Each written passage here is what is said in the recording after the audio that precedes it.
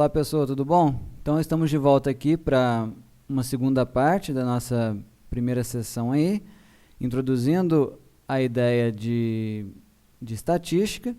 E aí nós falamos um pouco sobre a amostragem na primeira parte, e aí eu disse que após a coleta dos dados, a gente precisa começar a organizar esses dados em tabelas e depois, numa próxima aula, em gráficos. Para a gente poder organizar os nossos dados, né? Então aqui eu tenho uma tabela com as respostas, né? Aqui eu teria os dados brutos, né? Todas as respostas de todos os entrevistados. Estou supondo aqui que eu entrevistei 10 pessoas com aquelas perguntas da última aula, né? Altura, número de filhos, escolaridade e intenção de voto. Nós vimos que cada uma dessas variáveis tem uma determinada característica, né? Umas são quantitativas, outras são qualitativas, e discreta, contínua, ordinal e nominal. E aí eu disse que a gente ia falar sobre as frequências, tá? Então primeiro vamos definir alguns tipos de frequência que a gente tem. A gente tem a frequência absoluta, a gente vai denotar aqui com Fzinho A, tá? Mas a notação aí, ela varia muito de livro para livro. Nós estamos adotando aqui um F minúsculo com subíndice A, que é o número de vezes que uma variável assume um determinado valor. Lembrando que o valor não necessariamente é numérico. Por exemplo, a variável intenção de voto aqui. Pelo que a gente vê por todas as respostas aqui, a gente tem fulano, beltrano e cicrano. Nós temos 3 respostas possíveis. Então, por exemplo, a resposta fulano aparece 1, 2, 3. Então, a frequência absoluta para a variável nossa variável está com 2 acentos aqui, né? A frequência absoluta para o valor fulano, né, dessa variável intenção de voto é 3, porque ele aparece exatamente 3 vezes. Se eu for contar a Beltrano, aparece 1 e só, não é isso? E se eu for contar a variável Cicrano, aparece 1, 2, 3, 4, 5, 6. Então eu posso contar quantas vezes, né, uma variável assume cada um dos valores, e aí eu tenho a frequência absoluta para cada um desses valores, ok?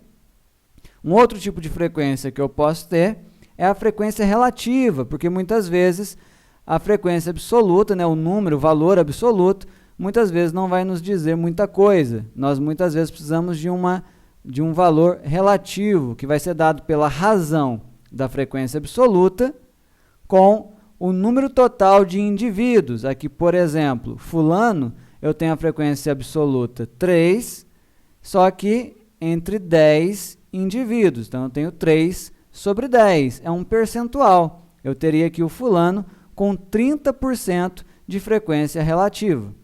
Tudo bem? Então, frequência absoluta é a quantidade de vezes que aquele determinado valor aparece ou ocorre, e a frequência relativa é o valor proporcional em relação ao total de indivíduos entrevistados ou de objetos pesquisados. E, por fim, a gente tem a frequência acumulada, que vai ser um número absoluto ou relativo. Então, a frequência acumulada, a gente vai usar um F maiúsculo aqui, pode ser F maiúsculo A, ou seja, frequência absoluta acumulada, ou frequência acumulada relativa. Eu posso ter um Fzão Rzinho aqui, que vai ser o número absoluto ou relativo que uma variável assume um valor igual ou menor que determinado valor. Então, ela vai acumulando até aquele determinado valor. Vai ficar mais claro quando vocês verem o exemplo, tá? Então, vamos pegar aqui frequência absoluta, frequência relativa e frequência acumulada dessa variável aqui, intenção de voto. Então, eu poderia construir uma nova tabela. Eu construí uma tabela de frequência agora. Essa tabela inicial aqui não é uma tabela de frequência, é uma tabela onde eu tenho todas as respostas, é uma tabela de dados brutos, ok? É como se fosse o meu banco de dados, ok? Bom, então aqui eu tenho, né, a variável intenção de voto, que pode aparecer o nome de qualquer um dos 3 candidatos aqui no caso. Foram apenas essas 3 respostas. Ok? Se tivesse um quarto candidato, esse quarto candidato apareceria aqui na tabela de frequência, mas com nenhuma resposta. Ok? Então, estou supondo aqui que temos apenas 3 candidatos: fulano, beltrano e cicrano. E aí, pela nossa contagem, olha só, o beltrano ele aparece apenas uma vez, então a frequência absoluta dele é 1. Fulano aparece 3 vezes, portanto, a frequência absoluta é 3. O cicrano, a gente obteve 3 respostas para ele, ou seja, a intenção de voto, ela aparece, né, como valor cicrano 6 vezes. Então, a frequência absoluta é 6. O total, obviamente, é 10, porque todo mundo respondeu. Então, se eu somar as frequências absolutas, vão dar exatamente o total de indivíduos ou objetos consultados. Aí, na hora que eu vou fazer a frequência relativa, eu vou fazer a razão entre frequência absoluta e o total. Então, eu vou fazer 1 sobre 10, deu 0,1, ou seja, 10%. Eu posso escrever essa frequência relativa tanto em decimal, 0,1, quanto em percentual, aqui no caso 10%. 3 sobre 10 é 0,3, que é 30%. E 6 sobre 10 é 0,6, que é o 60%. Tudo bem? E aí eu tenho a frequência acumulada. O que acontece? Aqui no caso, deixa eu só colocar a anotação. Eu coloquei aqui então a frequência absoluta, a frequência relativa, e aqui eu estou colocando a frequência acumulada relativa, porque eu estou colocando em percentual. Então, o que acontece? Qual é o valor relativo que a minha variável intenção de voto assume o valor beltrano? Ou qualquer valor antes desse, anterior a esse, da maneira como eu estou organizando a minha tabela aqui. Então, até beltrano eu tenho uma de frequência absoluta, eu tenho 10%, então minha frequência acumulada relativa vai ser 10%. Quando eu vou para fulano, o que acontece? Eu tenho 30% para fulano, mas eu já tinha 10% de beltrano, ou seja, de frequência acumulada, eu tenho 10 mais 30. Então, esse 40 aqui vai ser os 10% que eu já tinha do beltrano, mais 30% que eu tinha do fulano, totalizando os meus 40% aqui. Então, a minha frequência acumulada ela vai acumulando as frequências anteriores, ou seja, de valores daqui para trás. E aí, na hora que eu for para cicrano, eu vou ter 60% mais os 40% acumulado. Então, eu vou ter 100%. Uma coisa que dá para a gente notar logo de imediato é que a frequência acumulada, quando chega no último valor, ela vai totalizar o total, né? Ou seja, a frequência acumulada relativa no último valor vai dar sempre 100%. Tudo bem? Se eu quisesse fazer aqui, vamos continuar essa tabelinha, completar ela. Vamos colocar aqui uma frequência... Opa! Pior que eu vou escrever em cima da minha cabeça, né? Deixa eu tentar colocar mais para o lado aqui. Deixa eu apagar isso aqui. Apagar isso aqui. Se eu quisesse fazer a minha frequência acumulada absoluta, ok? Então, deixa eu colocar umas linhas a mais aqui, só para ver se a gente entendeu o conceito de frequência acumulada, aqui no caso, absoluta.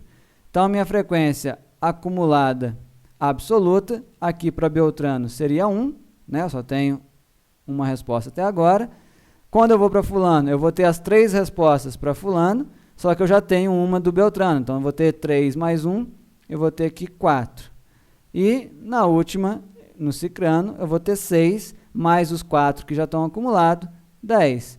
De novo, é óbvio que no último valor, a minha frequência absoluta vai dar exatamente o total de indivíduos aqui, que é 10. Tudo bem? Assim como a minha frequência acumulada relativa vai dar 100% no último valor. Tudo bem? Então, é simples assim. Eu simplesmente vou contando né, quantas vezes cada resposta aparece, isso vai me dar a frequência absoluta, e aí para fazer a frequência relativa, basta dividir pelo total, e aí eu vou ter o percentual de vezes que aquela resposta aparece. Tudo bem? Bom, mas reparem só, seria muito tranquilo fazer isso para a intenção de voto, que a gente acabou de fazer, para a escolaridade também é tranquilo, é só ir contando aqui. Para número de filhos também, só contar quantas vezes apareceu 0 filhos, quantas vezes apareceu 1 filho, quantas vezes apareceu 2 e assim por diante. Mas o que aconteceria se a gente tentasse fazer essa tabela de frequências para essa variável aqui, para a variável altura? Quando a gente for contar quantas vezes cada valor aparece, por ser uma variável quantitativa contínua e não discreta, contínua, e, portanto, assumir muitos valores intermediários, acontece que a frequência absoluta aqui é praticamente 1 para todos os valores. Talvez só o 1,75 aqui, ó, que aparece 2 vezes. Os outros valores aparecem todos uma vez só. Então, a tabela de frequência ficaria uma tabela sem graça, ficaria tudo 1, 1, 1, 1, porque cada valor aparece uma única vez. Então, quando a gente tem uma variável quantitativa contínua, ou seja, que os valores são muito esparramados, né? Você não tem muita repetição dos valores, a gente pode dividir essa distribuição aqui em classes, tá? Como que a gente faria isso? A gente pegaria, por exemplo, o maior valor, que aqui no caso vai ser 1,89, a maior altura que eu tenho, e a menor altura, que aqui no caso é 1,60. E eu vejo qual é o intervalo onde as minhas respostas estão, né? A amplitude do meu intervalo. Então, eu tenho de 1,89 a 1,60. Ou seja, eu tenho um intervalo de 29 centímetros. Então, todas as minhas alturas estão nesse intervalo de 29 centímetros. Então, eu posso dividir isso em classes. 29 não é um número que dá para dividir bonitinho. Eu posso arredondar isso para 30 centímetros, tá? Então, eu faço um arredondamento. E esses 30 centímetros eu posso dividir em 3 classes. A gente vai chamar de classes, ok? Vou dividir isso em 3 classes de 10 centímetros cada uma. Ou seja, eu vou considerar as minhas alturas de 1,60 a 1,70, de 1,70 a 1,80 e de 1,80 a 1,90. Então, eu tenho 3 classes de 10 centímetros que vão percorrer toda a amplitude da minha distribuição, do menor ao maior valor.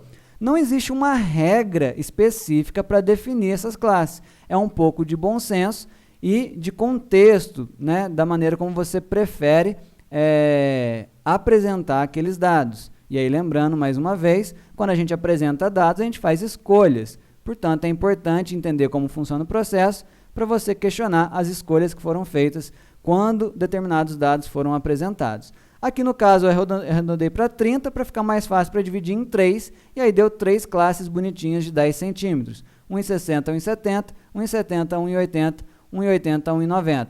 Reparem que os extremos estão se repetindo aqui, daqui a pouco eu vou comentar isso. Tudo bem?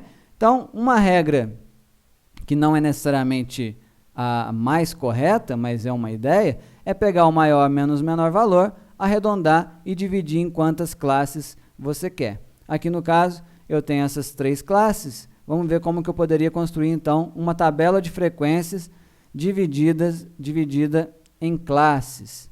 Vejam só. Então, eu tenho aqui a minha altura, as minhas 3 classes, né? A minha variável é a altura, as 3 classes em que eu dividi, e aí eu posso anotar a frequência absoluta e a frequência relativa dessas, né, desses valores aqui, dessas classes aqui no caso. Reparem que aqui eu tenho um símbolozinho, ó, que tem um tracinho aqui na vertical, na horizontal e do lado direito não tem o tracinho. O que significa isso? Isso significa que o meu intervalo, ele é fechado à esquerda, ou seja, ele assume o valor do extremo à esquerda e não assume o valor do extremo à direita. Ele é aberto à direita. Ok? Então, por exemplo, o valor 1,60 está nessa primeira classe.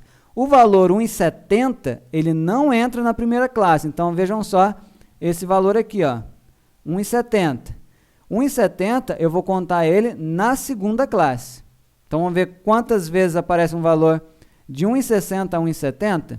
Vamos apagar aqui para não ficar poluído. Opa. Deixa eu apagar aqui. Então, para eu contar a minha primeira classe, a frequência absoluta, por exemplo, eu tenho que contar quantas vezes aparece um resultado de 1,60 fechado em 1,60 a 1,70 aberto em 1,70. Então, vamos lá, 1,65 não, 1,65 sim. Então, apareceu uma, não, 1,60 sim. 1,70 não vou contar, porque ele não está na primeira classe. Só esses dois. Então, duas respostas só. Frequência absoluta, 2. Vou contar agora de 1,70 a 1,80. 1,83 não, 1,71 sim, 75, 1,70 entra agora na segunda classe, 89 não, 75, 81 não, 79 sim. 1, 2, 3, 4, 5. Então, 5 de frequência absoluta. E, por fim, contar de 1,80 a 1,90. 1, 2, 3. Então, eu tenho 3 de frequência absoluta para essa classe de 1,80 a 1,90.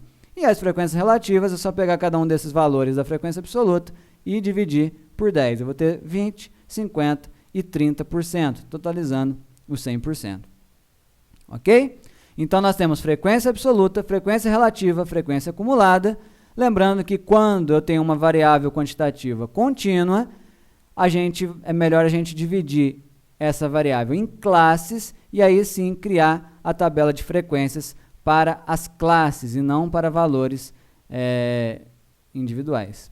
Tudo bem? Espero que tenha ficado claro mais essa segunda parte e até a próxima.